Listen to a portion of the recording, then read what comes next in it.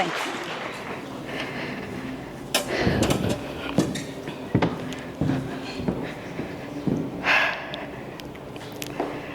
Hi everyone, good afternoon. To begin with, let's talk about the smartest organ of our body, the brain. Our brain consists of a vast network of electrical wires that transforms information, memories, voices, and thoughts from one place to another.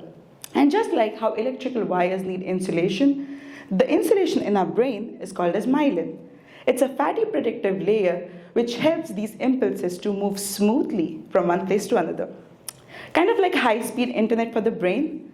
Now imagine this, when this insulation starts to wear off, there are smooth traveling impulses now go into something like a short circuit.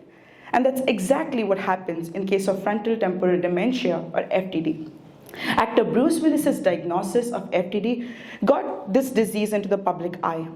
What's shocking is that more than 4 million people worldwide suffer with this disease, and a large population of that is military personnel. Even more devastating, currently there is no FDA-approved treatment for this disease. But that's where my research ties in. I work on this novel molecule called AU403, which is an LXR agonist. LXR, or liver X receptor, is like a chemical switch in the brain, which when turned on, it starts to produce the genes which will then produce myelin.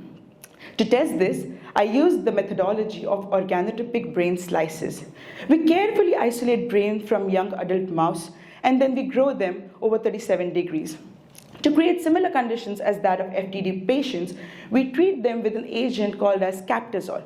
It basically strips off the myelin, and then we test whether our drug AU403 can restore that damaged myelin. To test that activity, we look at the perspective of myelination or remyelination. We do it using visual and signaling mechanisms.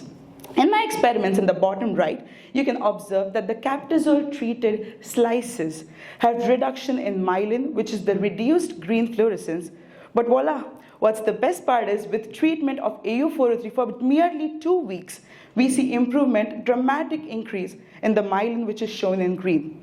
Below that, we also see increase in the neuronal communication, which is measured using electrophysiology, and we also have observed curing the symptoms of FTD. Overall, AU403 has helped improve not just myelination, but also curing the symptoms of FTD. I always tell this thing to my mom that every time I look at these images, it's not just data. It's my hope that one day people like Bruce Willis and million others suffering will get their sense of self, will get their memories back, and would be able to help and live their life the better way. Thank you, and War Eagle.